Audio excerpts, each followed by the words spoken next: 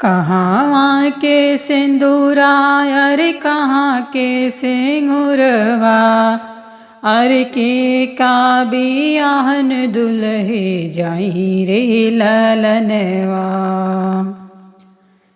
कहाँ के सिंदूरा कहाँ के सिंगुरवा के का बियाहन दुल्हे जाई रे ललनवा। आवध के सिंदूरा आवध के सिंगुरवा सीता बियाहन राम जाई रे ललनवा। सीता बियाहन राम जाई रे ललनवा। के करे कहे से राम डालें जयमाला के करे कहे से सिर मांग रे सिंदूरवा। के करे कहे से राम डालें जयमलवा के करे कहे से सिर मांगे रे सिंदूरवा।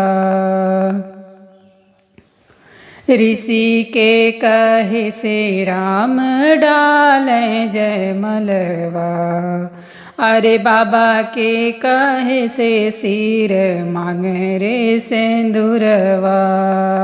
बाबा के कहे से सिर मांग रे सिंदूरवा। चौके पे बैठी हैं बेटी हो शीतल रानी झरी झरी चुआई आंसू रे ललनवा। चौके पे बैठी हैं बेटी हो शीतल रानी झरी झरी चुआई आंसू रे ललनवा। तानो ना भैया अपन कुसुम चदरिया अरे वही में लिया हमें छुपाई रे ललनवा।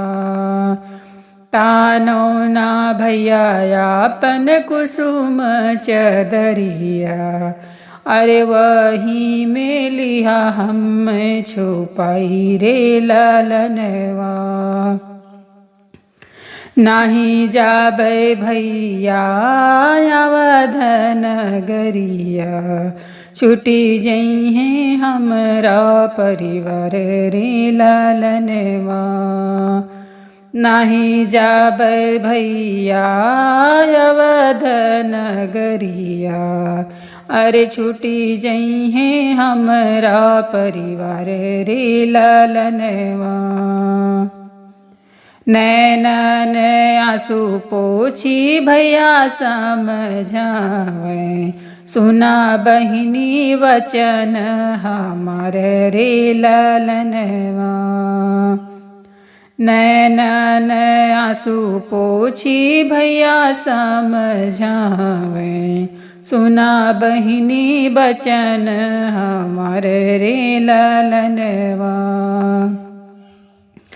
आवध के लोग बहिनी तोहरा परिवरवा अरे नैहर के लोग भई पराया रे ललनवा। आवध के लोग बहिनी तोहरा परिवरवा नैहर के लोग भई पराया रे ललनवा। सास ससुर के शिव गौरायस पूजू अरे स्वामी के मान्यू हो बाती रे ललनवा। सास ससुर के शिव गौरायस पूजू अरे स्वामी के मान्यू हो बात रे ललनवा।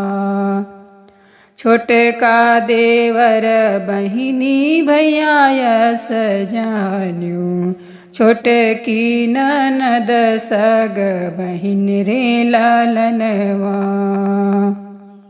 छोटका देवर बहिनी भैया यस जान्यू छोटकी ननद सग बहिन रे लालनवा।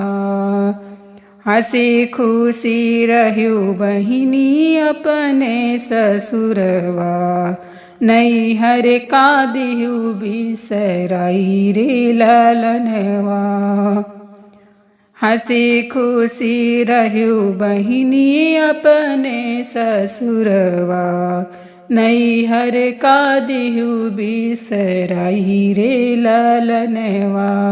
नैहर का दिहु बिसराई रे लालनवा।